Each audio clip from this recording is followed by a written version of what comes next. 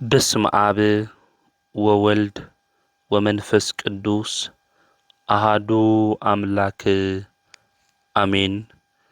ይትባረክ እግዚአብሔር አምላከ አበዊነ ለዘአብጽሐነ እስከዛቲ ሰዓት ቅድሚ ኩሉ ልዕሊ ኩሉ ናብዛ ሰዓት እዚኣ ዘብጽሐና ናይ አቦታትና ናይ ቅዱሳን አምላኽ ናትና እውን አምላኽ ቅዱስ እግዚአብሔር ስሙ ዝተኸበረን ዝተመስገነን ይኹን።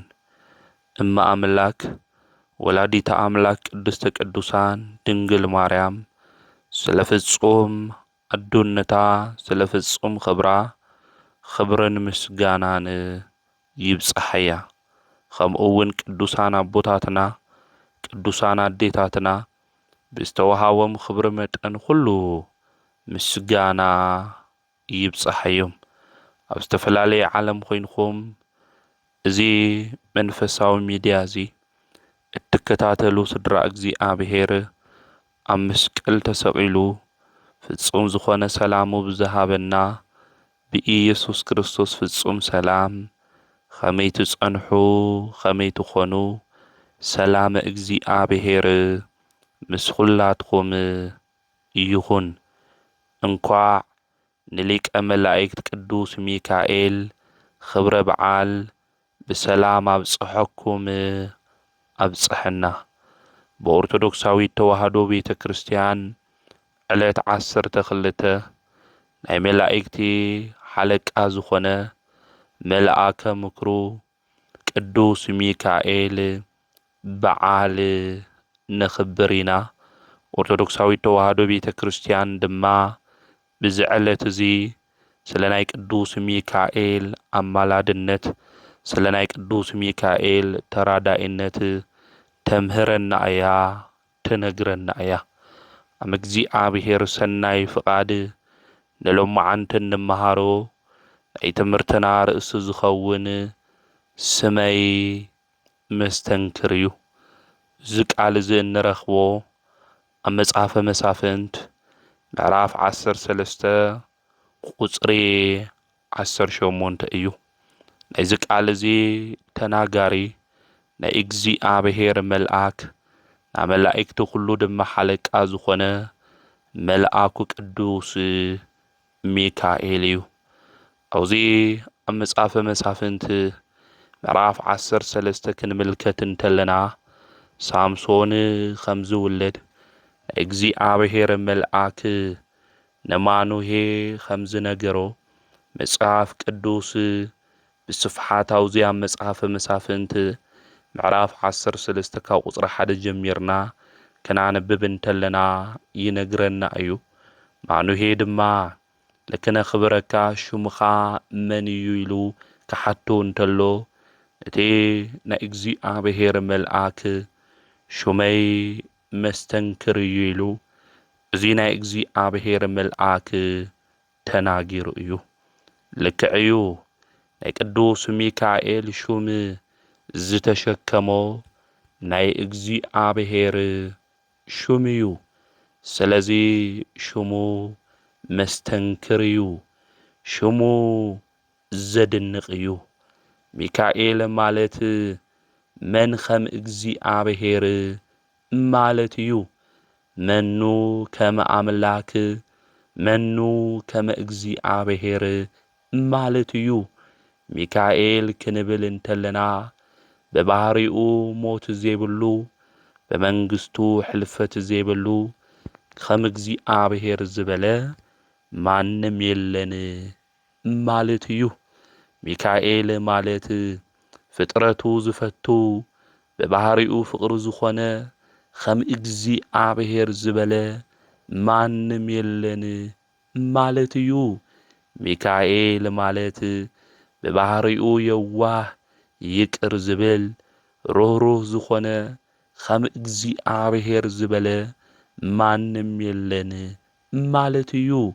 ሚካኤል ክንብል እንተለና ናይ ሓያላን ሓያል ናይ አማልክት አምላክ ናይ ነገስታት ንጉስ ከም እግዚአብሔር ዝበለ ማንም የለን። አምላኽና እግዚአብሔር ዝመስሎ ማንም የለን ማለት እዩ። ስለዚህ ቅዱስ ሚካኤል ዝተሸከሞ ሽም ናይ እግዚአብሔር ሽም እዩ። ነዚኡ መልአከ እግዚአብሔር ናብና ሳምሶን ወለዱ ሳምሶን ድማ ከም ዝውለድ እቲ መልአክ ምስ ተለኣኸ ክነኽብረካስ ሽሙኻ መን እዩ ኢሉ ማኑሄ ክናገር እንተሎ ሹመይ መስተንክር እዩ ኢሉ ዝተናገረ ነዚ እዩ። ምኽንያቱ ዝተሸከሞ ሽም ናይ እግዚአብሔር ሹም ስለ ዝኾነ። ኣብዚ ኣብ ኦሪት ዘፀአት ምዕራፍ 23 ቁፅሪ 20 ጀሚርና ክናንብብ እንተለና ናብ ሙሴ እግዚአብሔር መልአኩ ክልእኽ እንተሎ ኣብ ቅድሜኻ መልአከይ ክሰድድ እየ ኢሉ እግዚአብሔር ክናገር እንተሎ ነቲ መልአክ እሱ ድማ ከኽብሮ ከም ዝግባእ ኣብ ቅድሚኡ ድማ ምንም ክፉእ ነገር ክገብር ከም ዘይግባእ ምኽንያቱ ስመይ ኣብኡ ተሰሚዑ እዩ እሞ ኃጢአት እንተሰሪሕኻ ንበደልኻ ኣይሓድግን እዩ ኢሉ እግዚአብሔር ክናገር እንተሎ ንምልከት ኢና። ኣብ መንገዱ ንክሕልዎ ናብ ዛዳለዎ ቦታ ድማ ክእትዎ እነሆ ኣብ ቅድሜኻ መልአክ ልእኽ ኣለኹ እዩ ዝብል። ስለዚ ኣብ ቅድሚኡ ክጥንቀቕ ከም ዝግብኦ ስመይ እውን ኣብኡ ተሰሚዑ እዩ ድምፁ ድማ ስማዕ እናበለ እግዚአብሔር ንሊቀ ነቢያት ቅዱስ ሙሴ ተናጊርዎ እዩ። ስለዚ ቅዱሳን መላእክቲ ዝተሸከምዎ ሽም ናይ እግዚአብሔር ሽም ምዃኑ ምፍላጥ ምርዳእ የድሊ እዩ። ስለዚ ሚካኤል ክንብል እንተለና መኑ ከመ እግዚአብሔር ከም ኣምላኽ ከም እግዚአብሔር ዝበለ ማንም የለን ማለት ምዃኑ ምፍላጥና ምርዳእ የድሊ እዩ። ስለዚ ብሎሙዓንቲ ድማ የካቲት 12 መልአኩ ቅዱስ ሚካኤል ንሳምሶን ዝረድኦ ዝሓገዞ ምዃኑ ኣብ ኩሉ ህይወቱ ድማ መልአኩ ቅዱስ ሚካኤል ምስኡ ሃም ዝነበረ መጽሓፈ ስንክሳር ይነግረና የርድእና። ከምኡውን ድርሳነ ሚካኤል ክናንብብ እንተለና ዝነግረና ክብረ በዓሉ ድማ መዘከርታ ንሳምሶን ከም ዝረድኦ ከም ዝሓገዞ እዩ መጻሕፍቲ ብሎሙዓንቲ የካቲት 12 ዝነግሩና ዘረድኡና ማለት እዩ። ስለዚ ሳምሶን ብእግዚአብሔር መልአክ ብስራት እዩ ተወሊዱ። ናይ እግዚአብሔር ነቢይ ከም ዝኾኑ እውን እቲ ናይ እግዚአብሔር መልአክ ሹመይ መስተንክር እዩ ኢሉ ናይ ሳምሶን ኣቦኡ ንማኑሄ ዝተናገረ ኣብሲርዎም ነጊርዎም እዩ። ዘስክር ወይኑ እውን ክሰተይ ከም ዘይብሉ ኣጥንቂቑ ነጊርዎም እዩ። እግዚአብሔር ድማ ነቢይ ናዝራዊ ከም ዝገብሮ ርእሱ ድማ ክልፀይ ከም ዘይብሉ ተናጊሩ እዩ። ንደቂ እስራኤል እውን ካብ ኢድ ፍልስጥኤማውያን ዘድሕኖም ንሱ ምዃኑ እውን እዚ መልአክ እዚ ተናጊሩ እዩ። ምኽንያቱ እስራኤላውያን በቲ ዘመን እሱ ኣብ ቅድሚ እግዚአብሔር ክፉእ ነገር ገይሮም እግዚአብሔር ከዓ 40 ዓመት ናብ ኢድ ፍልስጥኤማውያን ኣሕሊፉ ሂብዎም እዩ። ንኣምላኽና ቅዱስ እግዚአብሔር ክንበደል እንተለና ኃጢአት ክንሰርሕ እንተለና ካብ መንገዱ ክንወፅእ እንተለና እግዚአብሔር ናብ ዘይኣምኑ ሰባት ኣሕሊፉ ከም ዝህበና ክንፈልጥን ክንርዳእን እዩ ዝግብአና ማለት።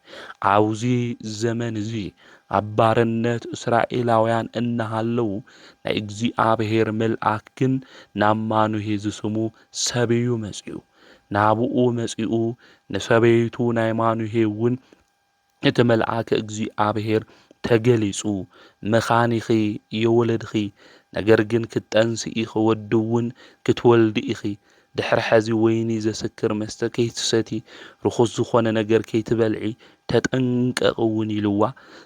እቲ ዝውለድ ቆልዓ ድማ ናይ እግዚአብሔር ናዝራዊ ከም ዝኾነ ፀጉሩ ድማ ክልፀይ ከም ዘይብሉ እዚ ስሙ መስተንክር ዝኾነ ናይ እግዚአብሔር መልአክ ተናጊሩ እዩ።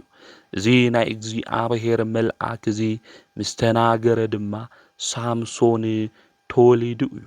ሳምሶን ምስ ተወለደ እግዚአብሔር ኣምላክ ባሪኽዎ መንፈስ እግዚአብሔር እውን ኣብ ልዕሊ ሳምሶን ከም ዝነበረ መጽሓፈ መሳፍንት ምዕራፍ 13 ቁጽሪ 25 ይነግረና እዩ።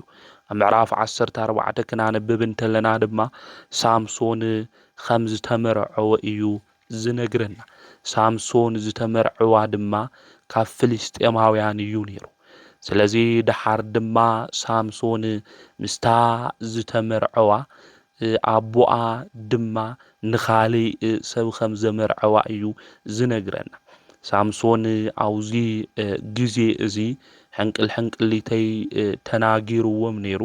ሕንቅልሕንቅሊተይ ክፈትሕዎ ይኽኣሉ።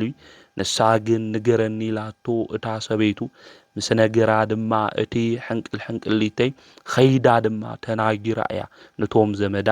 ብድሕሪኡ ሳምሶን ሚስጥር እታውፅእ ናየ ነገር ሚስጥረይ ድማ ዘይትሽፍን ኣብ ልዕሊ ጸልእተይ ድማ ታዋርደኒ ኢሉ ምስኣ ድማ ብሓደ ከም ዘይቐጸሉ ኣቦኣ ድማ ተመሊሱ ንኻሊእ ሰብ ከም ዘመርዐዋ እዩ ዝነግረና።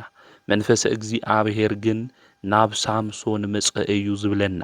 ኣብዚ ኣብ መጽሓፈ መሳፍንት ምዕራፍ 14 ቁጽሪ 19 ሳምሶን ድማ ንፍልስጤማውያን ክብቀሎም እዩ ጀሚሩ። ኣብ ልዕሊ እስራኤላውያን እውን መከራ የብጽሑ ስለ ዝነበሩ ንእስራኤላውያን ድማ ነጻ ከውፅእ ዝተወለደ ዝተመረጸ እዩ ሳምሶን ብእግዚአብሔር ማለት እዩ።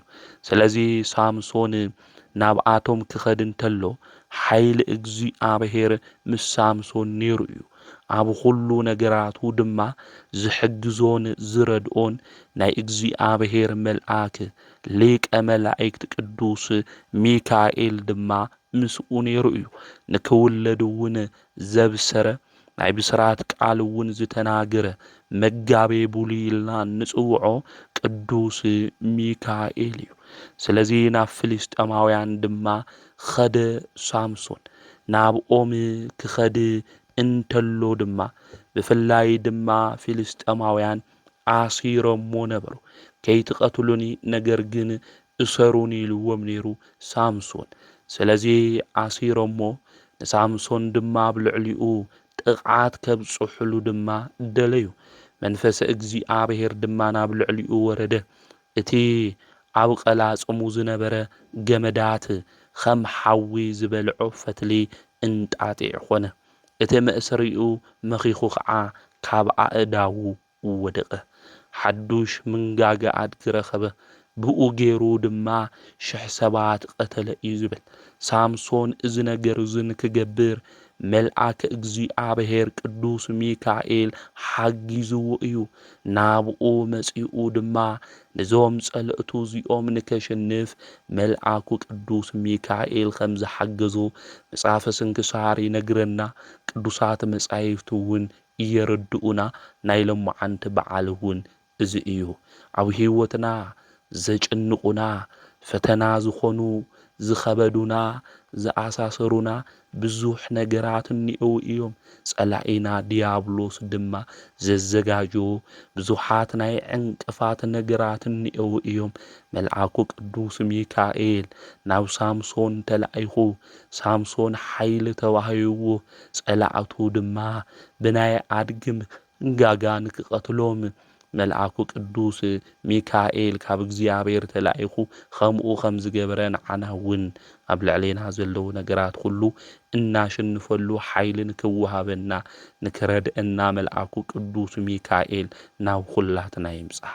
ብምንጋጋ ኣድጊ እዞም ጸልእቱ እዚኦም ድማ እንታይ ገበሮም? ቀተሎም።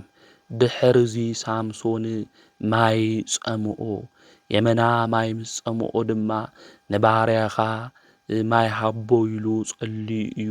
ብጽምኢ ድማ ከይመውት ናብዞም ዘይግሩዛት ድማ ክወድቕ የብለይን ኢሉ ናብ እግዚአብሔር ለመነ። ሽዑ ኣምላኽ ቅዱስ እግዚአብሔር ድማ ካብቲ ምንጋጋ ኣድጊ ማያ ፍልፊልሉ ሳምሶን ድማ ከም ዝሰተየ እዩ ቅዱሳት መጻሕፍቲ ዝነግሩና። ሳምሶን ግን ዳሕር ደሊላ ትበሃል ፍልስጤማዊት ፈትዩ ንዓ ድማ ኣፍቂሩ ምስኣ ድማ ብዙሕ ግዜ ስለ ዝነበረ ናይ ፍልስጤም ሰባት ድማ የጭንቆም ስለ ዝነበረ ሓይሊ እግዚኣብሔር ምስኡ ኮይኑ ቅዱስ ሚካኤል ድማ እናሓገዙ እናረድኡ መከራ ስለ ዘብፅሐሎም ዝነበረ ክቐትልዎ ይደልዩ ነይሮም። ጽቡቕ ግዜ ይደልዩ ነይሮም። ዝቐትልሉ ነገር ሁሉ የመቻችው እዮም ነይሮም እዞም ፍልስጤማውያን። ኣብዚ ግዜ እዚ ደሊና ትበሃል ባመንዝራ ህይወት ውሽጢ ዝነበረት እያ። ኣብዚያ መጽሓፈ መሳፍንት ምዕራፍ 16 ክናንብብ እንተለና ናብ ጋዛ ኸይዱ ናብ ጋዛ ምስ ኸደ ድማ ሓንቲ ኣመንዝራ ሰበይቲ ርዩ ናብኣ ከም ዝኣተወ እዩ ቅዱስ መጽሓፍ ዝነግረና። ብድሕሪኡ እውን ንደሊና እውን ፈትይዋ እዩ። እዛ ደሊላ ምስ ፈተዋ ድማ ፍልስጤማውያን መጺኦም ከም ዝበልዋ ንስኺ ናይ ስጋና ቁራጽ ናይ ዕጽምትና ድማ ፍላጽ ኢኺ። ስለዚ ሳምሶን ሓይሉ ኣብ ምንታይ ከም ዝኾነ ሕተት እዩ በልዋ። ገንዘብ እውን ክንበኪ ኢና፣ ወርቂ እውን ክንበኪ ኢና፣ ብሩር እውን ክንበኪ ኢና ኢሎም ተናገርዋ። ሳምሶን ኣብ ልዕሌና ጥቕዓት እናፈጸመ ንብዙሓት ድማ ቀቲሉ እዩ። ስለዚ ሓይሉ ኣብ ምንታይ ምዃኑ ሕተትዮ ኢሎም ተናገርዋ። ኣብዚ ግዜ እዚ ተናገረቶ ንሳምሶን እዚ ዓብዪ ሓይልኻ ብምንታይ ምዃኑ ኣብ ምንታይ ተኣሲረካ ኢኻ ትደክም ቤዛኻ ንገረኒ ኢላ ተናገረቶ። ንሱ ድማ ብሸውዓተ ሓዱሽ ዘይንቁፅሩ ሑስ ምራን እንተኣሲርኸኒ እደክም ኢሉ ተናጊሩ እዩ። ኣብዚ ግዜ እዚ ሳምሶን ኣሰረቶ ንዑ ኢላ ንዘመዳ ንፊልስጤማውያን ክትጽውዖም እንተላ ነቶም ተኣሲሮምሉ ዝነበሩ ገመዳት ምራን ድማ ሓዊ ዝኸነኽኦ ፈትሊ ኮይኑ ተበቲኹ እዩ ብትኽትኽ ኢሉሉ እዩ ንሳምሶን ማለት እዩ። ስለዚ ኣብዚ ግዜ እዚ ደሊላ ድማ ከም ዝበለቶ እንሆ ኣላጊጽኻለይ ድኻ ነቲ ሓቂ እውን የነገርካኒ ሕዚ እውን ኣብ ምንታይ ተኣሲረካ እየ ኢላ ተናገረቶ። ንሱ እውን ብሓዱሽ ገመድ ኣጽኒዕኺ እንድሕር ኣሲርኽኒ ኮይንኺ ሓይለይ ይደክም ኢሉ ተናገራ። ኣብዚ ግዜ እዚ ኢዱን እግሩን ኣሰረቶ። ነገር ግን ሳምሶን ንሶም ክመፁ እንተለዉ ቀላጽሙ ከም ኣብቶም ቀላጽሙ ኢዱ ተኣሲሩ ዝነበረ ገመድ ሁሉ እንታይ ገበሮ ፈትሊ ሁሉ ተበቲኹ ማለት እዩ። ኣብዚ ግዜ እዚ ደሊና ደጋጊማ እያ ንሳምሶን ትናገሮ ነይራ። ሳምሶን ድማ ፈትይዋ ስለ ዝነበረ ኩሉ ሚስጥሩ ክናገራ የደለይ። ኣብ መወዳእታ ግን ክትጭቕጭቆ እንተላ ነብሱ እውን ናይ ሳምሶን ተጨነቐት። ንዓይ ትፈትወኒ ኢኻ ማለት እዩ ኢላ ተናገረቶ። ኣብዚ ግዜ እዚ ኣነ ካብ ከርስኒ ጀሚረ ንኣምላክ ዝተፈተውኩ ናዝራዊ እየ እሞ ርእሰይ ተላጽየ ይፈልጢ። ስለዚ እንተ ተላጽየ ሓይለይ ይደክም ኢልዋ። ኣብዚ ግዜ እዚ ምስ ተናገራ ንሳ እውን ፀጉሩ እንታይ ጌራቶ ላጽያቶ ማለት እዩ። ኣብ መወዳእታ ንሳቶም መጺኦም ሓዝዎ ዓይኑ እውን እንታይ ገበርዎ ጎጥጎጥዎ ማለት ናብ ጋዛ እውን እንታይ ገይሮሞ ኣውሪዶሞ እዮም። ብመውቆሕ ነሓስ ድማ ኣሲሮሞ ናብ ቤት ማእሰርቲ ከዓ እእትይዎሞ እዮም ማለት እዩ። ሳምሶን ፀጉሩ ተላጽዩ ከም ሓዱሽ ድማ ከበቁል ጀመረ ማለት እዩ። ንሳምሶን ድማ ንክቕልድሉ እስኪ የምጽእዎ ናብቲ ዝተኣከብዎ ቦታ ንሳምሶን እስኪ ኣምጽእዎ ኢሎም ተናጊሮም። ንሳምሶን ግን ምስ ኣሰርዎ ሓይሉ ድማ ምስ ደኸመ ሳምሶን ንዳጎን ድማ ንኣምላኹም መስዋዕቲ ኣቕሪቦም እዮም ተሓጒሶም እዮም ማለት እዩ። ሳምሶን ዓይኑ ንክጠፍእ ሓይሉ ንክደክም እቲ ዝተዋሃቦ ካብ እግዚአብሔር ክብሪ ክጠፍእ ዝኸኣለ ዓርኩ ብዘይምምራፁ እዩ ማለት እዩ። ንሕና እውን ብሂወት ዘመንና ሁሉ ጥዑያት ዘይኮኑ ዕርኽቲ እንድሕር ሃልዮምና ኮይኖም ሂወትና ከም ዝበላሸይ ነገራትና ሁሉ ድማ ልክዕ ላብ ዘይኮነ መስመር ከም ዝኸድ ክንፈልጥ ክንርዳእ ይግብአና ማለት እዩ። ስለዚ ሳምሶን ንደሊላ ፈትይዋ እዩ። ስለዚ ፈተዋ ድማ ሁሉ ነገሩ ናይ ልቡ ኣውፅኡ ሂብዋ። ንማንም ክናገር ሃምለ ይብሉ ንሳምሶን ተነጊርዎ ነይሩ እዩ። ስለዚ ሳምሶን ግን ስለ ዝፈትዋ ናይ ልቡ ሁሉ ነገር ተናገሩ እዩ። ደቂ ኣንስትዮ ኣሕዋተይ፣ ደቂ ተባዕትዮ ኣሕዋተይ ናይ ልብና ሁሉ ነገር ኣውፅኡ ኢና ክንናገር ይብል። ናይ ልብና ሁሉ ነገር እንድሕር አውፂና ተናጊርና ሰባት ጉድጓድ ኩዒቶም ናፍቲ ጉድጓድ እሱ መሳልል ብለይብሉ እእትዮምና ንክንሞትና ኣብኡ እናደኸምና ክንጎሳቆል እዮም ዝገብሩና ዘይጥዑያት ዕሩኽቲ ክህልውና እንተሎ ስለዚ ብፃይና መን እዩ ዓርክና መን እዩ ክንፈልጦ ክንርድኦ ዝግብአና እዚ እዩ ብፃይና ዓርክና እንታይ እዩ ዝብለና ናብ ቤተ ክርስቲያን ንኽድዮም ዝብሉና ንጾም ድዮም ዝብሉና ናብ ገዳማት ንኽድዮም ዝብሉና መዝሙር ንስማዕ ድዮም ዝብሉና ሰናይ ነገር ንግበር ድዮም ዝብሉና ወይስ ቶም ዕሩኽትና ንብሎም ዝመረጽናዮም ብፃይና ንብሎም ሰባት እንታይ እዮም ዝመኽሩና እንታይ እዮም ግበሩ ዝብሉና ላብለይ ጠቕመና ላብለይ ረብሐና እግዚአብሔር ናብዚ ይኸብረሉ እግዚአብሔር ናብዚ ርከበሉ ናብዚ ይጠቅም ናይ ሞት መንደር ድዮም ዝጽውዑና ናብ ስኻር ናብ ዝሙት ናብ ሓሶት ናብ ርኽሰት ናብ ዓለም ናይ ኃጢአት ባሕሪ ድዮም ክንሕምስ ዝጽውዑና ስለዚ ዕሩኽቱና ክንመርጽ ልግብአና ኣብዚ ቅዱስ መጽሓፍ እዚ ይነግረና ስለዚ ሳምሶን ካብ እግዚአብሔር ተዋሃቦ ጸጋ ክስእን ሓይሉ ሁሉ ድማ ክደክም ዝኽኣለ ዓርኩ ብዘይ ምምራጹ ጥዑይ ዘይኮነ ዕርክነት ድማ ምስ ደሊላ ስለ ዝፈጸመ እዩ ማለት እዩ ስለዚ ንሕና እውን ጥዑይ ዘይኮነ ዕርክነት ክንገብር እንተለና ላብለየ ድሊ ጭንቀት ብስጭት ተስፋ ምቑራጽ በዓልና እውን ላብ ምጥፋእ ዓርከይ ኳም ዝጌርና ዓርከይ ኳም ዝጌራት እንኢልና እንናገር ብዙሓት ሰባት እኒኤና ህይወትና ተበላሽው ተጎሳቂልና ኣብ ዘይረብሕ ቦታታት እውን ጠጠው ኢልና ህይወትና ናበይ ሃምልኸዱ ዝጠፍአና ካብ ዕሩኽትና ዝተልዓለ ብዙሓት ሰባት ነብስና እውን እትጭነቕ ብዙሓት እኒኤና ስለዚ ዕሩኽትና ክንመርጽ ይግብአና ብመሰንጀር ብኢሞ ብዋትሳፕ ብልተፈላለየ ሶሻል ሚዲያ እንራኸቦም እናዋግዖም ኣሕዋትና ኣሓትና ታይ ዓይነት ሰባት እዮም መጽሓፍ ቅዱስ ነንብብ ይብሉና ዶ ሓደ ምዕራፍ ክልተ ምዕራፍ ነንብብ ይብሉና ድዮም ወይስ ለይረብሕ ናይ ዓለም ድሌትና ትምኒት ሁሉ እናተናገሩ ናይ ዓለም ፍቅሪ ሃሊና ናይ ክርስቶስ ፍቅሪ ገዲፍና ክንጓዓዝ ዝገብሩና ስለዚ ጥዑይ ዝኾነ ዓርክ ምምራጽ ብሰናይ መንገዲ ክንጓዓዝ ይግብአና ለዚ እዩ ቅዱስ ጳውሎስ እውን ክናገረና እንተሎ ዕረኽትና ክንመርጽ ልግብአና ይመኽረና እዩ የርድአና እዩ ማለት እዩ ሕማቕ ዓርክ እንድሕር ሃሊና እቲ ጥዑይ ዓመልና ከም ዘጥፍ እዩ ዝነግረና ስለዚ ሕማቕ ዓርክ እንድሕር ሃሊና ትልነበረና ሰናይ ነገራት ኣጥፊኡ ሕማቕ ነገራት ድማ ናብ ውሽጥና ኢንፑት ኢና ንገብር ናብ ውሽጥና ሕማቕ ነገራት ንእቲ ማለት እዩ ስለዚ ክንፈልጦ ክንርድኦ ዝግብአና ምስ ሰናይ ሰባት ዕሩኽትና ንክልኑ እግዚአብሔር እውን ሰናይ ዓርክ ንክበና ጥዑይ ዓርክ ንክበና ክንልምን ክንጽልይ እዩ ዝግብአና ሳምሶን ግን ደሊና ጥዑይ ዓርኬ ነበረት እሱ ፈትይዋ አፍቂርዋ ልቡ ሂውዋ ንሳ ግን ክትቀትሎ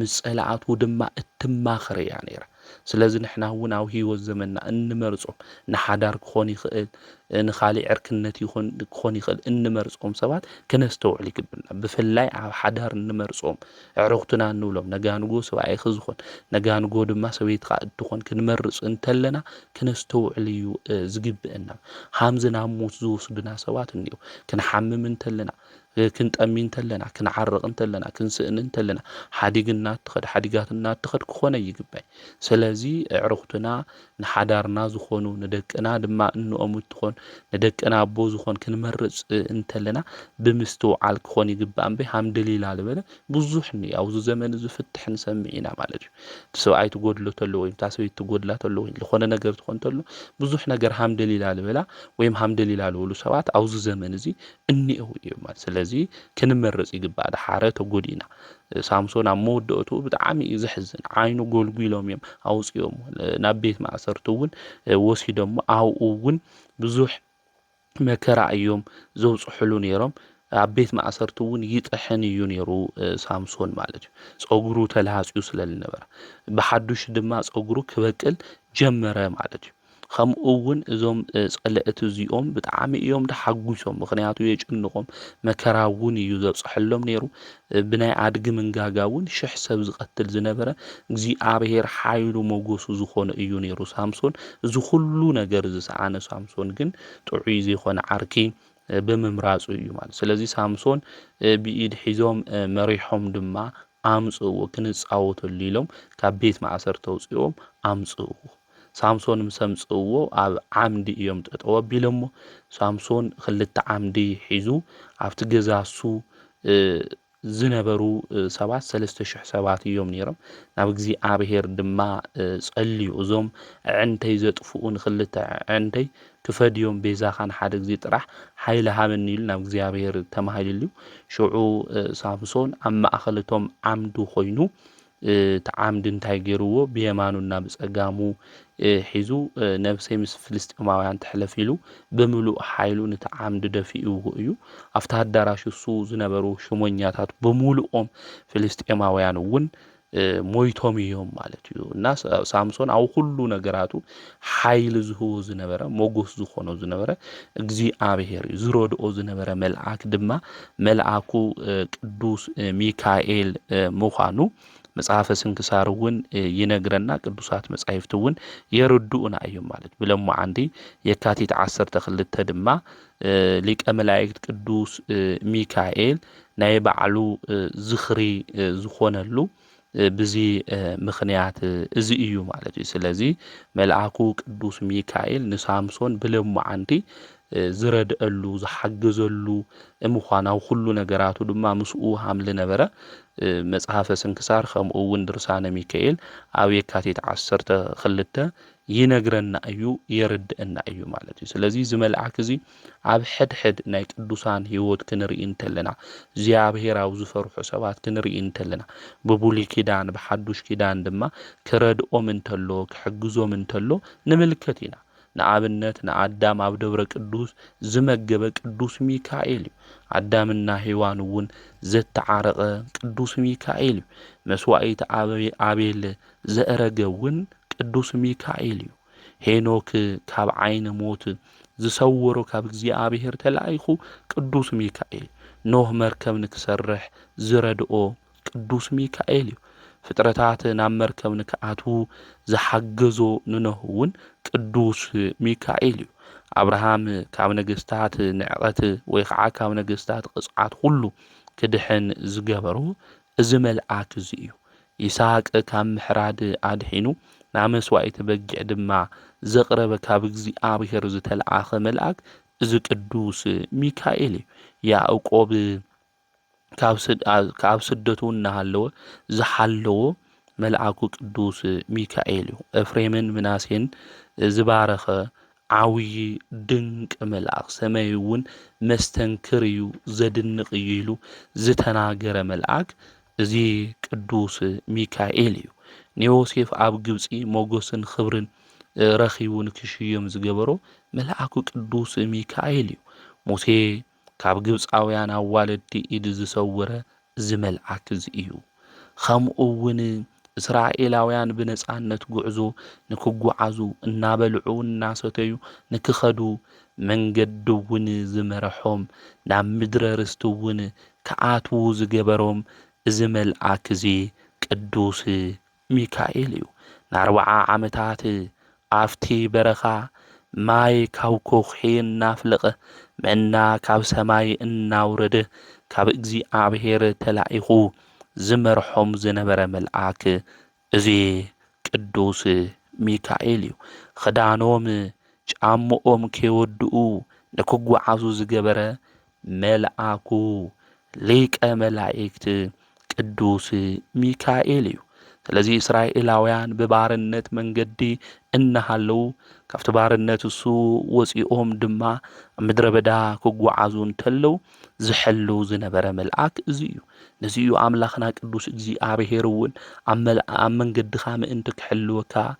እግዚኣብሔር ናብ ዘደለዋ ከተማ እውን ንክእትዎ መልአክ ክሰድድ ኢሉ ዝተናገረ እግዚኣብሔር እዚ እዩ ስለዚ ናይ እግዚኣብሔር ሹም ዘለዎ እግዚኣብሔር እውን ዝፈትዎ ሩህሩህ ዝኾነ መልአክ ንጸላእቱ ግን ሓዊ ዝኾነ መልአክ ኣብ ቅድሚ ጸላእትና ጠጠው ኢሉ ነቶም ጸላእትና ሁሉ ዝስዕረልና መልአክ ሓላዊና መልአኩ ቅዱስ ሚካኤል ምዃኑ ክንፈልጥና ክንርዳእ ይግብአና ማለት እዩ ነቢዩ ዳንኤል እውን ኣብ ባቢሎን ኣብ ምርኮ እናሃለወ እስራኤል ሓደ መዓልቲ ጸልዩ እዩ ስለዚ እስራኤል ሓደ መዓልቲ ነቢዩ ዳንኤል ክጸልይ እንተሎ ጸሎቱ ዘይተሰምዐ እዩ ነቢዩ ዳንኤል መሲልዎ ነይሩ ስለዚ እዚ መልአክ እዚ ናብኡ መጺኡ እዩ እዚ መልአክ እዚ ናብኡ ምስ መጽአ ድማ ኣብ ትንቢተ ዳንኤል ምዕራፍ 10 ክናንብብ እንተለና ዝተናገሮ ነገር መልአኩ ቅዱስ ሚካኤል ለነብዩ ዳንኤል ከምዚ ኢሉ እዩ ተናጊርዎ ኣብ ቁጽሪ 13 ክንምልከት እንተለና መልሱ ከምዚ በለኒ ዳንኤል ይትፍራህ ካፍቲ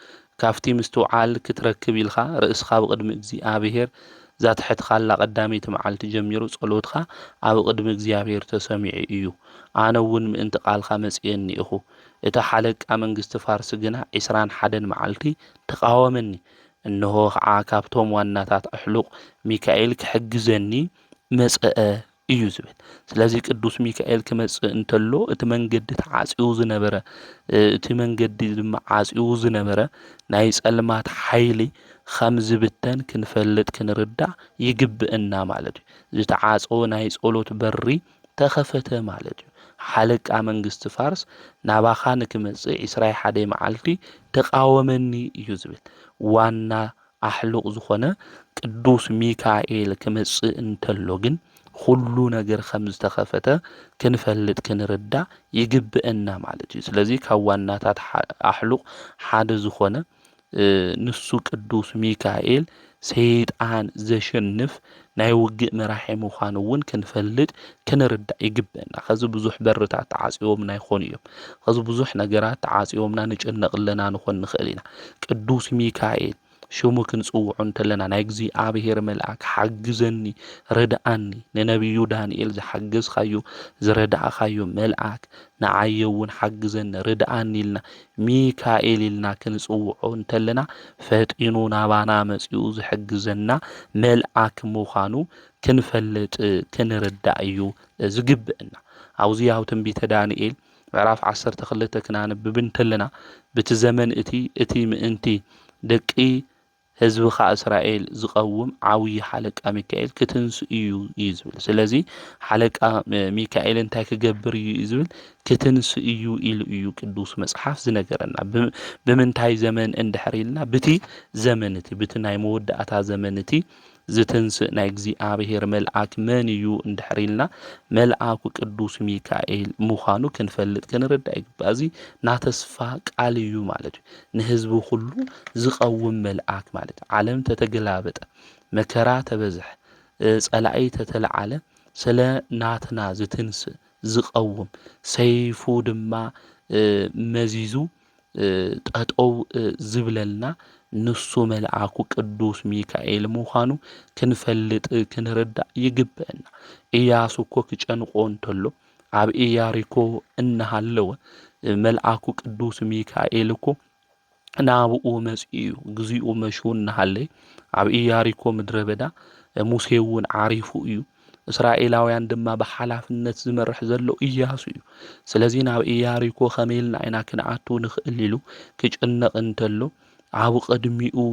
ጠጠው ኢሉ ካብ ጭንቀቱ ካብ ሓሳቡ ሁሉ ንክወጽእ ዝገበሮ ናይ እግዚአብሔር መልአክ ቅዱስ ሚካኤል እዩ ኣብ ኢዱ ዝተመዘዘ ሰይፊ ዝሓዘ ሓያል ወታደር ኮይኑ ዝተገለጸ መልአኩ ቅዱስ ሚካኤል እዩ ማለት እዩ ስለዚ ኣብዚ ግዜ እዚ ናይ ኢያሪኮ ዝነበረ ቅጽሪ ብዓውታ ድምፂ እስራኤላውያን ጥራሕ ይኾነይኮ ፈሪሱ እዚ ቅጽሪ እዚ ክወድቕ ዝኽኣለኮ ናይ ሰራዊት ጎይታ እግዚአብሔር ናይ መላእክት ድማ ሓለቃ ዝኾነ ቅዱስ ሚካኤል እቲ ቅጽሪ ብክንፉ ነኺእዎውን ስለ ዝነበረ እዩ ማለት እዩ ስለዚ እዚ መልአክ እዚ ብብሉይ ኪዳን ብዙሕ ተኣምር ዝሰርሐ መልአክ እዩ ኣብ ኢያሪኮ ጠጠው ከም ዝበለ ኣብ ግብጽ በረኻ ከም ዝመረሐ ከም ዝበጽሐሎም ንብዙሓት ቅዱሳን ኣቦታት ኣዴታት መልአኩ ቅዱስ ሚካኤል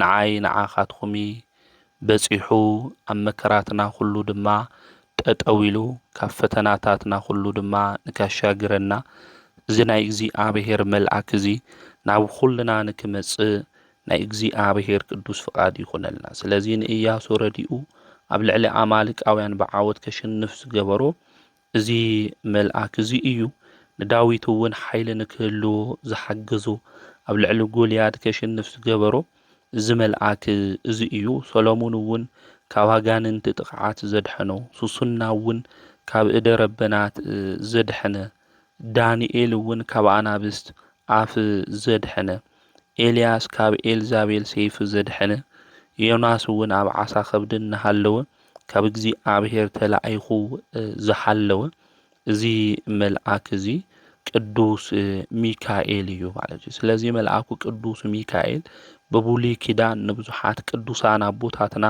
ኣዴታትና ዝሓለወ መልአክ ስለዝኾነ ቤተ ክርስቲያን እውን መጋቤ ብሉይ ኢላ እትፅውዖ ነዚ እዩ። እዚ መልአክ እዚ ንደቂ ሰባት ተራዳኢነቱ ዘየቋርፅ ብሓዱሽ ኪዳን እውን ንባህራን ናይ ሞት ደብዳቢኡ ናብ ሂወት ዝቀየረ ንኣፎምያ እውን ካብ ኢድ ዲያብሎስ ዘድሐነ ንዱራታኦስ እውን ዘጨንቆ ዝነበረ ነገራት ኩሉ ዱራታኦስ ኣብ ገዝኡ ብዙሕ ጭንቀት ነይርዎ ዱራታኦስ ብዙሕ ነገራት ዘሕምሞ ነይርዎ ኣብ ልቡ ኣብ ውሽጡ ዘሳቅዮ ነገር ነይርዎ ነገር ግን እዚ መልአክ እዚ ናብኡ ተላኢኹ ካብ ጭንቀቱ ኩሉ ንክድሕን ገይርዎ እዩ። ኣብ ዱራታኦስ ገዛ ዝነበረ ዝብላዕ ዝስተ የነበረ ዘጨንቆም ብዙሕ ነገር እዩ ነይሩ።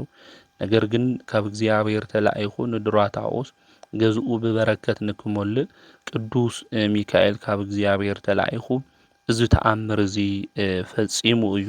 ሽሙ መስተንክር ዝኾነ ዘድንቕ ናይ እግዚኣብሔር መልአክ ንሱ ቅዱስ ሚካኤል ማለት እዩ። ስለዚ መልአኩ ቅዱስ ሚካኤል ብብሉይ ኪዳን ብሓዱሽ ኪዳን ዝሕልው ናይ እግዚኣብሔር ተኣማኒ መልአክ እዩ ማለት እዩ። ስለዚ እዚ መልአክ እዚ ኣማላዲ ምዃኑ ሓላዊ ምዃኑ ክንፈልጥ ክንርዳእ እዩ ዝግብአና። ሕዚ ብዓለም ብብዙሕ ጭንቀት ተመሊኣ እያ። እዚ ቪድዮ እዚ እውን ትሪኡ ዘለኹም ኣሕዋተይ ኣሓተይ ኣብ ዝተፈላለየ ጭንቀት ኮይንኩም ኣብ ሆስፒታል ኮይንኩም በይንኩም ብሕታውነት ኮይንኩም ብናይ ቤተሰብ ናፍቆት ተታሒዝኩም ኣብ ስደት ኮይንኩም ኣብ ስደት ኮይንክን እዚ ነገር እዚ ትሰምዑ ኣብ ሓዘን ውሽጢ ኮይንኩም ሕቡእ ሓዘን ኣብ ውሽጢኩም ሒዝኩም ክትኮኑ ትኽእሉ ኢኹም። ነገር ግን ኣብ ኢያሪኮ ቁፅሪ ዝተመዘዘ ሰይፊ ኣብ ኢዱ ዝሓዘ መልአክ ንሱ ቅዱስ ሚካኤል ኣብ መከራትና ኩሉ ኣብ ቅድሜና ኮይኑ ጠጠው ሃም ልብል ክንፈልጥ ክንርዳእ ይግብአና። ናትና ኢያሪኮ ብዙሕ እዩ ሽግርና ሕማምና ብዙሕ ሃም ኢያሪኮ ቁፅሪ ዝኾኑ ነገራት እኒአው። ኣብ ሓዳርና ብዙሕ ኢያሪኮ እኒአ ተስፋ ምቁራፅ ዝኾነና ኢያሪኮ ብዙሕ ነገር ናይ እምነት ናይ ምጥር ብዙሕ ነገር እኒአ ናይ ቅዱስ ሚካኤል ና መላእክቲ ሓለቃ ግን እዚ ኩሉ ዘፍርስ ስልጣን ዘለዎ መልአክ ምዃኑ ክንፈልጥ ክንርዳእ ይግብአና። ዱራታኦስ ኩልና ታሪኩ ከም ንፈልጦ ዝሃቦ ክዳን እዩ ነይሩ ዝተወሃቦ ግን ወርቂ እዩ ዱራታኦስ። ሕዚ እውን ብዙሕ ነገራት ዘፍርሑ ዘጭንቁ ክህልውና ይኽእሉ። ሃም ዱራታኦስ ግን እግዚኣብሔር ክነኽብር ይግባእ፣ ፍቕሪ ክንህብ ይግባእ፣ እምነት ክህልወና ይግባእ።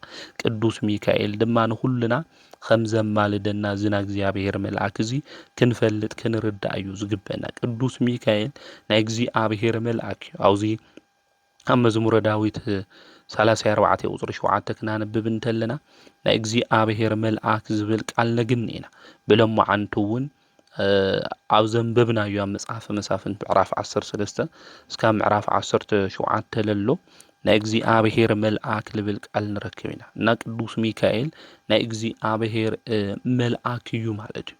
ዝወደቁ ድማ ብተፈጥሮ መላእክቲ ኮይኖም መልአከ ጽልመት እንብሎም ድማ እኒአው እዮም ማለት እዩ።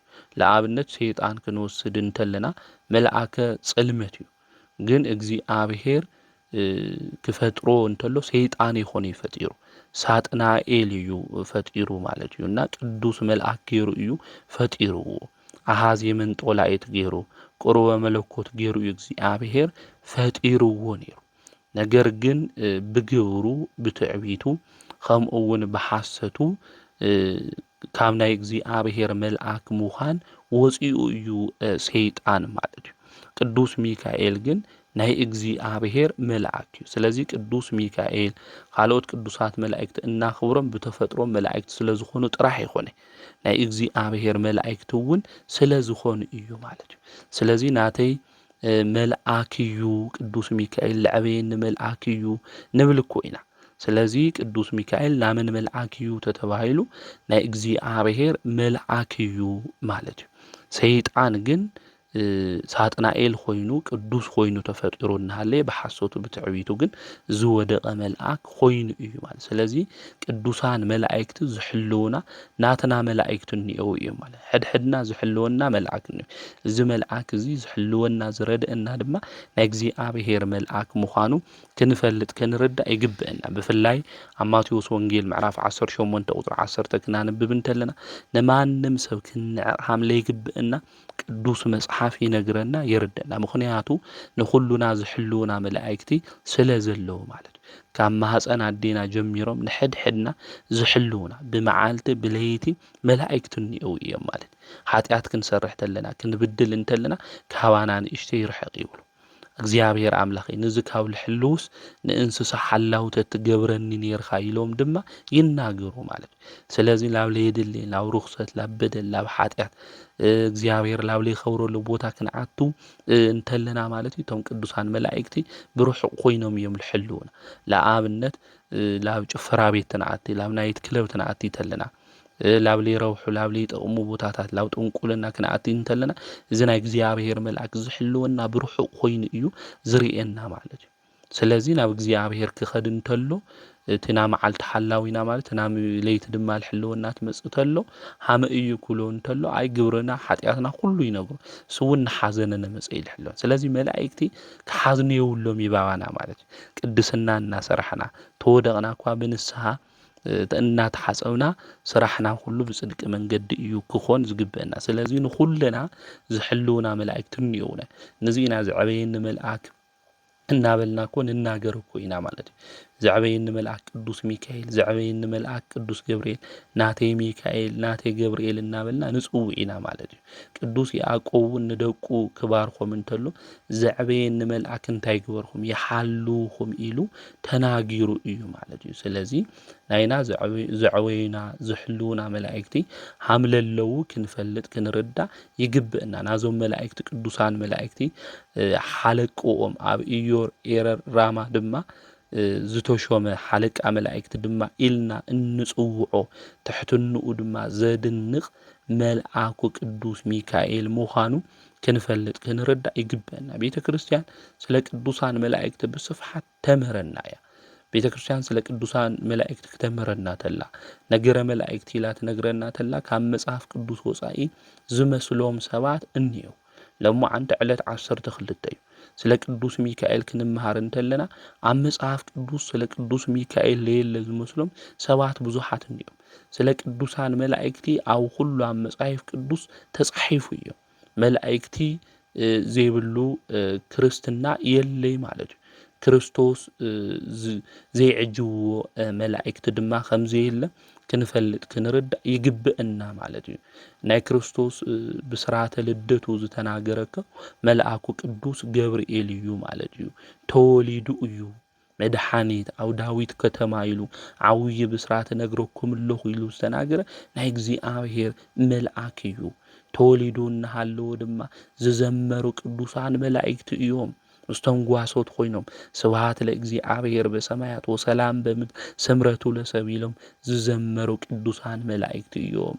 እግዚአብሔር በአርያም በሰማያት ምስጋና ይኹን ኣብ ምድሪ ድማ ንደቂ ሰባት ሰላም ይኹን ኢሎም ዝዘመሩ ወገናቴ ከዚ ሰላም ለዓድና ሰላም ንህዝብና ንክኾን ንኣምላኽና ናይ እግዚአብሔር ቅዱስ ፍቃድ ይኹነልና። ናብ ምድረ በዳ ጎይታ መድኃኒት ኢየሱስ ክርስቶስ ክኸድ እንተሎ መላእክቲ ምስኡ ነይሮም እዮም። ብዕለተ ዓርቢ አምላኽና መድኃኒትና ኢየሱስ ክርስቶስ ቤዛ ኮይኑ ክስቀል እንተሎ መላእክቲ ተጨኒቆም እዮም። ሚካኤል ሱቅ በለ ገብርኤል ድማ ተደነቀ። ከመይ ዝበለ ትዕግስቲ እዩ ኢሎም መላእክቲ ክጸፍዕዎ እንተለዉ ደቂ ሰባት እንትፍ ክብልሉ እንተለዉ ንዓና ኢሉ መከራ ጎይታ ክቕበል እንተሎ ክልተ ክንፎም ገጾም ሸፊኖም ዝሰግድሉ ኣምላኾም ፈጣሪኦም ንሱ ኢየሱስ ክርስቶስ መከራ ክቕበል እንተሎ ገብርኤል ተደኒቑ ሰይፉ ድማ ውፅኡ እዩ ቅዱስ ገብርኤል ከመይ ዝበለ ትዕግስቲ እዩ ኢሉ ሚካኤል ድማ ተደሚሙ እዩ ሱቕ ኢሉ እዩ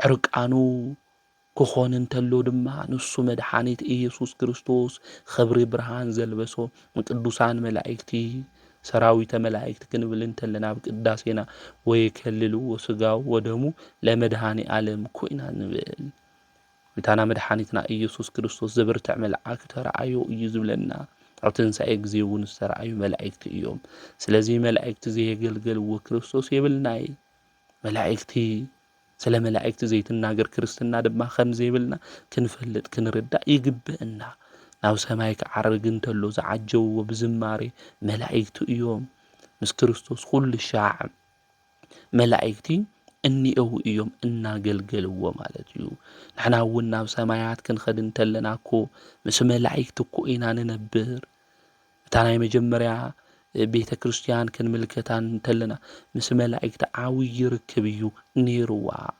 ቅዱስ ጴጥሮስ ተኣሲሩ እንተሎ አውዚ ኣብ ግብረ ሐዋርያት ምዕራፍ 12 ክናንብብ እንተለና ተኣኪቦም ይጽልዩ ነይሮም እታና መጀመርያ ቤተ ክርስቲያን ዝነበሩ ሐዋርያት አቦታትና ከምኡ እውን ናይ ጎይታ ቤተሰብ ብሓደ ኮይኖም ይጽልዩ ነይሮም አውዚ ጊዜ እዚ ተኣኪቦም እናጸለዩ እናሃሉ ቅዱስ ጴጥሮስ ኣብ ቤት ማእሰርቲ እዩ ነይሩ ናይ እግዚአብሔር መልአክ ግን ካብ ቤት ማእሰርቲ ንክወፅእ ገይርዎ እዩ ካብ ቤት ማእሰርቲ ንቅዱስ ጴጥሮስ ንክወፅእ ዝገበሮ ናይ እግዚአብሔር መልአክ እዩ ሰባት ክሞት ኢሎም ነገራቶም ሁሉ ወዲኦም ነይሮም ናይ እግዚአብሔር መልአክ ግን መጺኡ እቲ እስር ቤት ብብርሃን መሊኡ ኣብ ኢዱ ዝነበረ ሰንሰለት ሁሉ በጢሱ ካብ ቤት ማእሰርቲ ክወፅእ ገይርዎ እዩ ኣብ ኢድና ዝተሓዝናዮ ብዙሕ ሰንሰለት እኮ እኒኦ ኢድናን እግርናን ተኣሲሩ እኮ እዩ ብብዙሕ ሰንሰለት ሓደ ሰባት ናብ ዝጥንቁል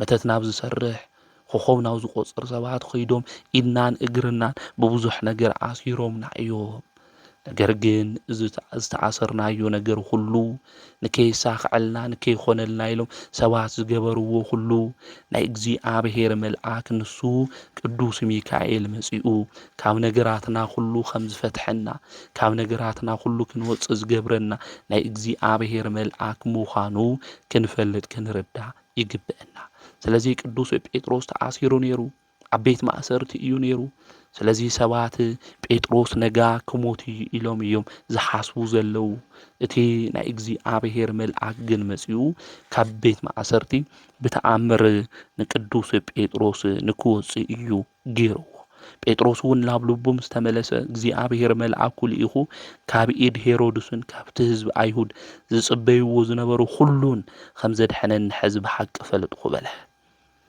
እቶም ህዝቢ ኣይሁድ ዝጽበይዎ ዝነበሩ እንታይ እዩ ቅዱስ ጴጥሮስ ንክሞት እዩ ብዙሓት ሰባት እኮ ብዙሕ ጉድጓድ እኮ ክኢቶም እኮ እዮም ንሕና ንክንሞት ንሕና ኣብኡ ክንቐሪ ብዙሕ መሰናኽል እኳ ኣዳልይዎም እዮም መልአኩ ቅዱስ ሚካኤል መጺኡ ግን ካብቶም ሰባት ዝሓሰብዎ ዘዳለውዎ ናይ ሞት ጉድጓድ ኣውፂኡ ብኽብርን ብመጎስን ከም ቅዱስ ጴጥሮስ ጠጠው ከም ዘብለና ክንፈልጥ ክንርዳእ ይግብአና ስለዚ ብዙሓት ተኣኪቦም ይጽልዩ ናብ ዝነበሩ ናብ ቤት ማርያም እኖ እቲ ማርቆስ ዝበሃል ዮሐንስ ኸደ ጴጥሮስን እቲ ማዕጾ ኣፍ ደገ ምስ ኳሕኩሖ ሮዳት ትበሃል ኣገልጋሊት ክትሰምዖ ወጸት ንሳ ድምፂ ጴጥሮስ ምዃኑ ምሳለለየት ካብ ታሕጓስ ዝተልዓለ ነቲ ማዕጾ እንተይኸፈተት ናብ ውሽጢ ጐየት ጴጥሮስ ኣብ ኣፍ ደገ ደው ኢሉ ኣሎ ኢላ ነገረቱ ንሳቶም ግን ዓቢድ ኽዲ ኸበልዋ ንሳ ግና ብሓቂ ንሱ ኢላ ኣረጋግጥ ሽዑ መልአኩ እዩ ዝኸውን ኢሎም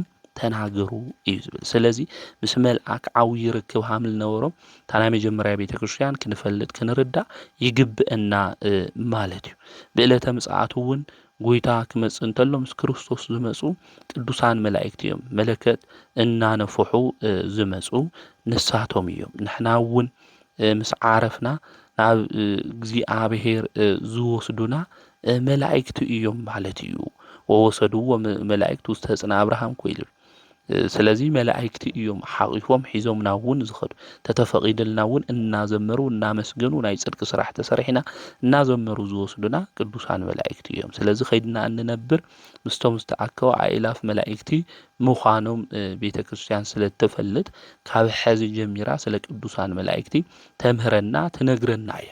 ኣብዚ ኣብ ዕብራውያን መልእኽቱ ቅዱስ ጳውሎስ ምዕራፍ 12 ቁጽሪ 22 ናፍቶም ናይ ቅዱሳን መላእክቲ ሕብረት በጽሒኹም ኢኹም ኢሉ ልናገር ለዚ እዩ ማለት ኣእላፍ መላእክት ናብ ዝተኣከብሉ ሕብረት እንታይ ኮይንኩም በጽሒኹም ኢኹም ኢሉ ዝናገረና ነዚ እዩ ማለት። ስለዚ ሕብረትና ናብራና ዝኾን ምስ ቅዱሳን መላእክቲ እዩ ማለት እዩ። ነዚ እውን ቤተ ክርስቲያን ተምህረና።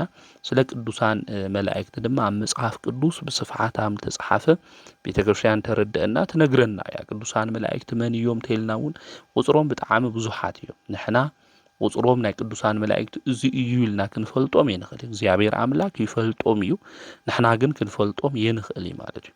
ካብ ዝተፈጠረ ፍጥረት ጀሚሩ ካብ ኣዳም ጀሚሩ እስካብ ሕዚ ዘለና እቶም ዝሞቱ እውን ተትለዓሉ መላእክቲ ንኣና ይተዓደሉ ተትበሃሉ እልፍ ኣእላፍ ኮይኖም ምተዓደሉና ነው። ከም ጨጉሪ ርእስና እውን መበጽሑና ነይሮም ማለት። ስለዚ መላእክቲ ብዙሓት እዮም ማለት እዩ። ቁጽሮም እዚ እዩ ኢልና ንሕና ክንፈልጦም ኣይንኽእል። ብነገድ ግን 99 ነገድ 100 ነገድ ነይሮም ሳጥናኤል ወፂኡ ማለት እዩ። ክንደይ ኮይኖም 99 ነገድ እዮም ኢልና ኢና ንናገር እምበይ ብቁጽሪ ክንዲዚ እዮም ለኣኹሉ ኢልና ክንፈልጦም ኣይንኽእል። ከምኡ እውን መላእክቲ ጾታ የብሎም ማለት እዩ። መላእክቲ ጾታ ሃምለይብሎም ቅዱሳት መጻሕፍቲ እውን ይነግሩና የርዱና። ንሕና እውን ሞይትና ምስ ተንሳእና ሃም መላእክቲ ኢና ንኾን ማለት እዩ። እንዲያውም ንጎይታና መድሓኒና ኢየሱስ ክርስቶስ ሓቲቶሞ ነይሮም ማለት በቲ ግዜ እሱ ዝነበሩ ሰባት ስለ ጎይታና መድሓኒና ኢየሱስ ክርስቶስ ክሓትዎ ተለዉ ስለ ትንሣኤ ሙታን እንእትብለኻ ሓንቲ ሰበይቲ 7 ኣስኡን ነይሮም። እቶም 7 ኣስኡን ድማ ኩሎም ሞይቶም እዮም። ድሓረ ምስ ተንስአትስ እዛ ሰበይቲ እዚኣ ንመን እያ ትኾን ኢሎም ሓቲቶም። ጎይታና መድሓኒና ኢየሱስ ክርስቶስ ሰብ ሞይቱ ምስ ተንስአ ናብርኡ ኩሉ ሃም መላእክቲ እዩ ዝኾን ኢሉ ተናጊሩ እዩ ኣምላኽና ንሱ ኢየሱስ ክርስቶስ ማለት እዩ። ስለዚ ናብራና ሃመ እዩ ተይልና ሃም ቅዱሳን መላእክቲ ምዃኑ ክንፈልጥ ክንርዳእ ይግባእ። መላእክቲ ኣይወልዲ ኣይዋለዲ ማለት እዩ። ጾታ እውን የብሎም ማለት እዩ። ከምኡ እውን ቅዱሳን መላእክቲ ኩሉ ሻዕ ምሳና ሃም ልሕልውና ቁጽሮም እውን ብዙሓት ሃም ልኾኑ ኣብዚ ኣብ ናይ ኤልሳ ነቢዩ ታሪክ ኣብ መጽሓፈ ነገሥት ካልእ ምዕራፍ 6 ቁጥሪ 16 እውን ምምልካት ምርኣይ እውን የድሊ እዩ። ኣብቲ ግዜ ምሳና ዘለዉ መላእክቲ ካብቶም ምስኦም ዘለዉ ይበልጹ ኢሉ እውን ተናጊርዎ እዩ። ንደቀ መዝሙሩ ንግያዝ ናይ ሶርያ ወታደራት እኮ መጺኦም ኸቢቦም ናይሉ ክናገር እንተሎ ማለት። ስለዚ መላእክቲ ኤልያስ ነቢይ ኣብ ዘለዎ ቦታ ኣብ ሓዊ ፈረስ ተቐሚጦም ተራእዮሞ እዮም ማለት እዩ። ስለዚ ክጭነቕ እንተለና ክንህውኽ እንተለና ናብ ቤተ ክርስቲያን ክንኸድ እኒአና።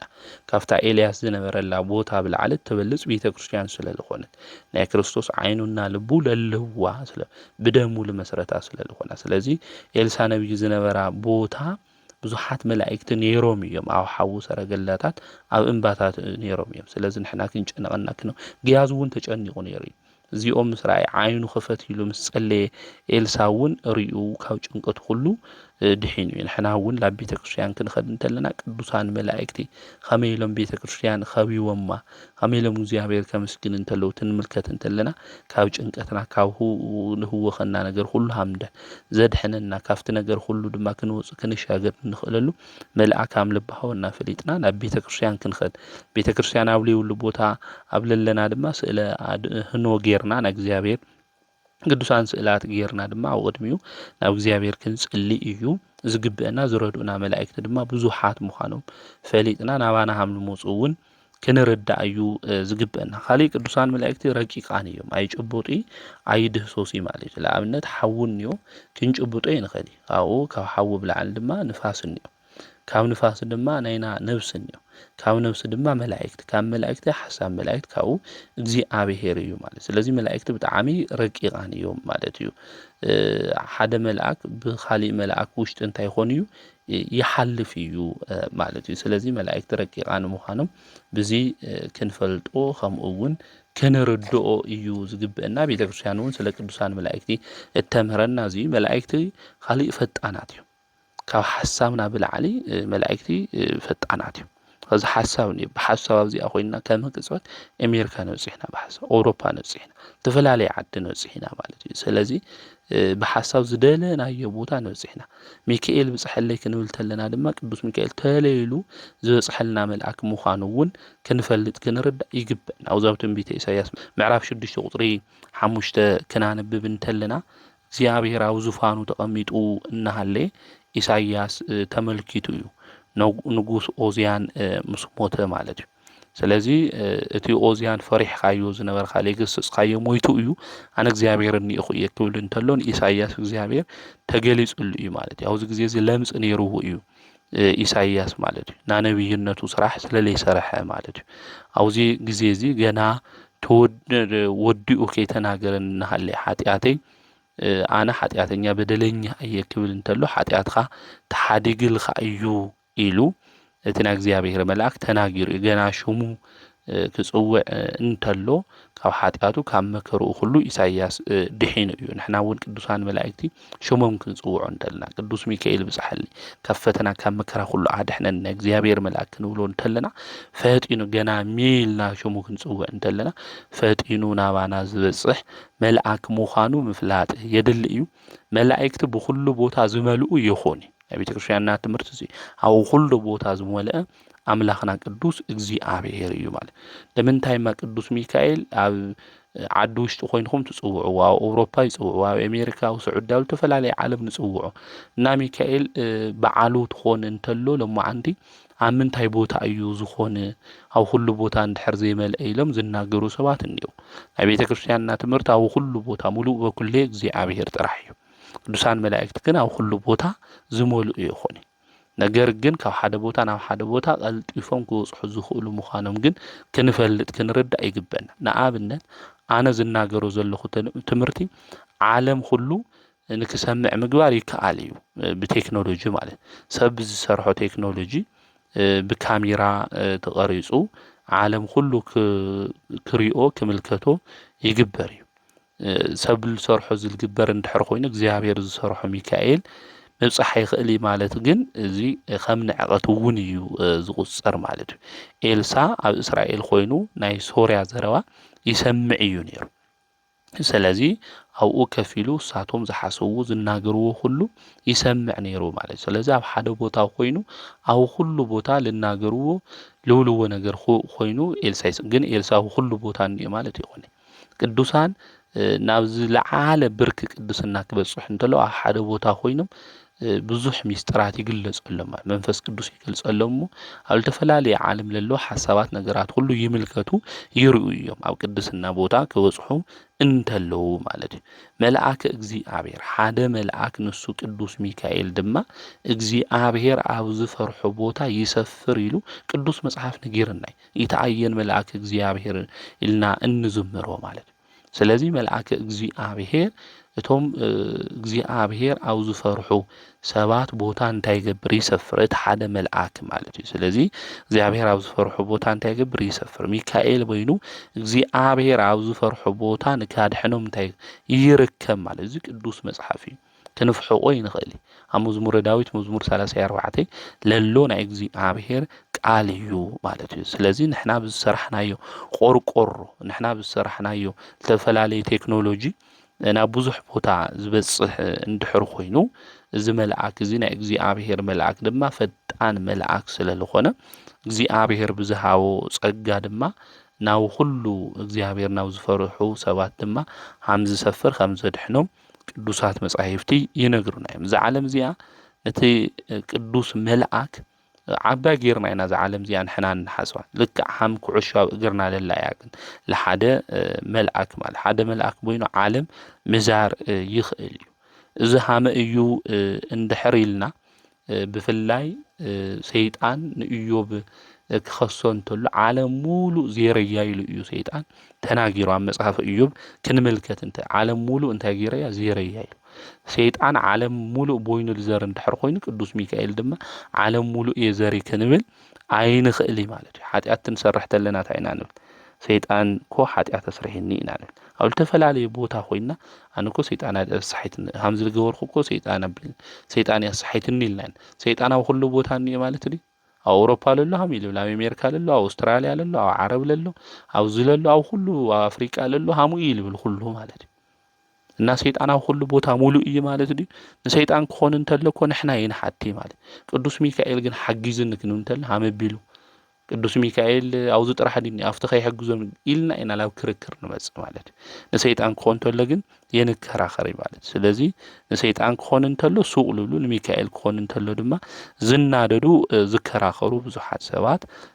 እንኤው እዮም ማለት ስለዚ ክንፈልጦ ክንርዶ ዝግበአና መላእክቲ ኣብ ኩሉ ቦታ ዝመልኡ ዘይኾኑስ ብረድኤት ብጸጋ ኣብ ዘለዎ ቦታ ኮይኖም ምሕጋዝን ምድሓን ሃምልኹሉ ግን ክንፈልጥ ክንርዳ ይግበአና መልአከ እግዚአብሔር ነቶም እግዚአብሔር ዝፈርሑ ሰባት ኣብ ዙርዮም ይሰፍር ካብ መከራ ኩሉ እውን የድሕኖም ኢሉ ቅዱስ መጽሓፍ ነጊርና የርድአና እዩ ማለት እዩ ስለዚ ና ቅዱስ ሚካኤል ምድሓን ክንናገር እንተልና ምስ ናይ ክርስቶስ ምድሓን ድማ ሓደ ገይሮም ዝናገሩ ሰባት እንዩ ዘድሕን እኮ እግዚአብሔር ጥራሕ እዩ መልአኩ ቅዱስ ሚካኤል ቅዱስ ገብርኤል ቅዱስ ኡራኤል ሃሚሎም መላእክት ከድሕኑ ይኽእሉ ኢሎም ዝናገሩ ሰባት እንዩ ልክዕ እዩ አምላኽና ንሱ መድሓኒትና ኢየሱስ ክርስቶስ ኣብ መስቀል ተሰቂሉ ማንም ከገብሮ ዘይኽእል ኣብ መስቀል ተሰቂሉ ንኹልና ቤዛ ኮይኑ ኣድሒንና ንእግዚአብሔር ምድሓን ናይ ባህሪ ገንዘቡ እዩ ምድሓን ንእግዚአብሔር ናባዕሉ እዩ ማለት እዩ ካልኦት ፍጥረታት የድሕኑዶ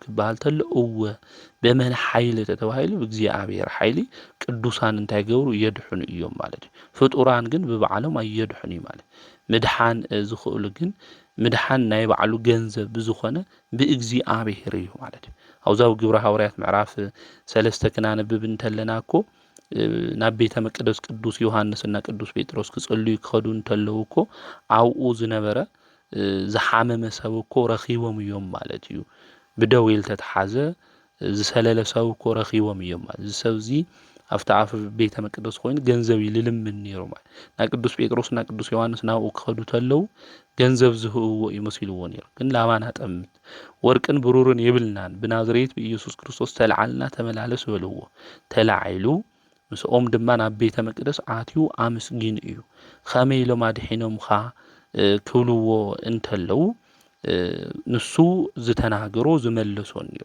ንቅዱስ ጴጥሮስና ንቅዱስ ዮሐንስ ግን ኣሲሮሞም እዮም ማለት ኣብዚ ግዜ እዚ ቅዱስ ጴጥሮስና ቅዱስ ዮሐንስ ዝተናገርዎ ነገር ንሕና ዘድሐናየ በቱ ዝሰቀልኹሞ መድሓኒት የኾነ ዝበልኹሞ ብናዝሬቱ ብኢየሱስ ክርስቶስ እዩ መድሓን ብኻሊ ብማንም የለ ልክን ድሕነ ዝተዋሃበና ሽም ኢሎም ስለ ጎይታና መድሓኒትና ኢየሱስ ክርስቶስ መስኪሮም እዮም ተናጊሮም እዮም ርእሲ ማእዝን ብዝኾነ ንስኻትኩም ዝሰቀልኹሞ ብጎይታ መድሓኒ ኢየሱስ ክርስቶስ ኣድሒና ኢሎም ተናጊሮም ኣብ ግብረ ሐዋርያት ምዕራፍ 4 ቁጥሪ 12 ማለት እዩ ስለዚ ጴጥሮስ ኣድሒኑ ወዶ ብመንሹም ተተባይሉ በኢየሱስ ሚካኤል የድሕንዶ እወ ብመንሹም ብጎይታ በኢየሱስ ክርስቶስ ሽም የድሕን ማለት ብኻሊእ ዝብል ግን ለድንግል ማርያም ይህዋ ንቅዱስ ሚካኤል ይህዋ ማለት ቅዱሳን ኮ ካልኦት ይኾኒ ናቱ ገንዘቡ እዮም ኣገልገልቱ እዮም ማለት ስለዚ ቅዱሳን በእግዚአብሔር ሽም የድሕኑ እዮም እግዚአብሔር ብዘይ ቅዱሳን ግን የድሕን እዩ ማለት ስለዚ ቅዱሳን በእግዚአብሔር ሽም ከም ዘድሕኑ ክንፈልጥ ክንርዳ ይግበአና ስለዚ መልአከ እግዚአብሔር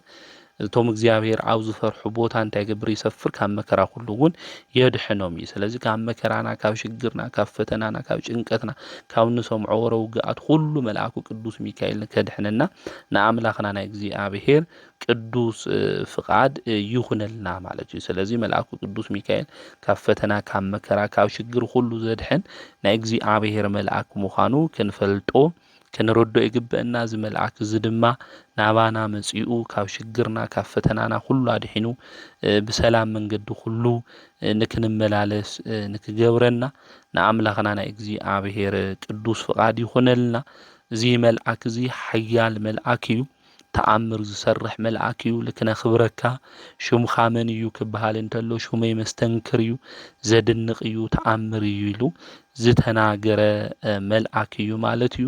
ስለዚ እዚ መልአክ እዚ መልአከ ምክሩ ትሑት ዝኾነ መልአክ ቅዱስ ሚካኤል ካብ ፈተናታት ካብ መከራት ኩሉ የድሕነና ክፉእ ካብ ዘበለ ካብ ድንገተኛ መከራ ሞት ኩሉ ይሰውር ንዝሓመሙ ኩሉ ፈውሲ ኩሉ ንክዕድል ኣብ ስደት ዘለና ንጭነቕ ኩላትና ድማ ጭንቀትና እናወግደሉ ሓይሊ እግዚኣብሔር ካብ እግዚኣብሔር ተላኢኹ ንክዕድለና ቅዱስ ሚካኤል ሊቀ መላእክቲ ናብ ኩሉና ህይወትና ናብራ ንክመጽእ ንኣምላኽና ናይ እግዚኣብሔር ቅዱስ ፍቃድ ይኹነልና። ሽሙ መስተንክር እዩ፣ ሽሙ ዘድንቕ እዩ፣ ስሙ ተኣምር ዝገብር መልአክ እዩ እሞ እዚ መልአክ እዚ ናብ ሕድሕድ ገዛና ብበረከት ንክምልአና ብሓጎስ ንክመልአና እቲ እንሰምዖ ነገራት ኩሉ ካብ ኩሉና ንክውገድ ንኣምላኽና ናይ እግዚኣብሔር ቅዱስ ፍቃድ ይኹነልና።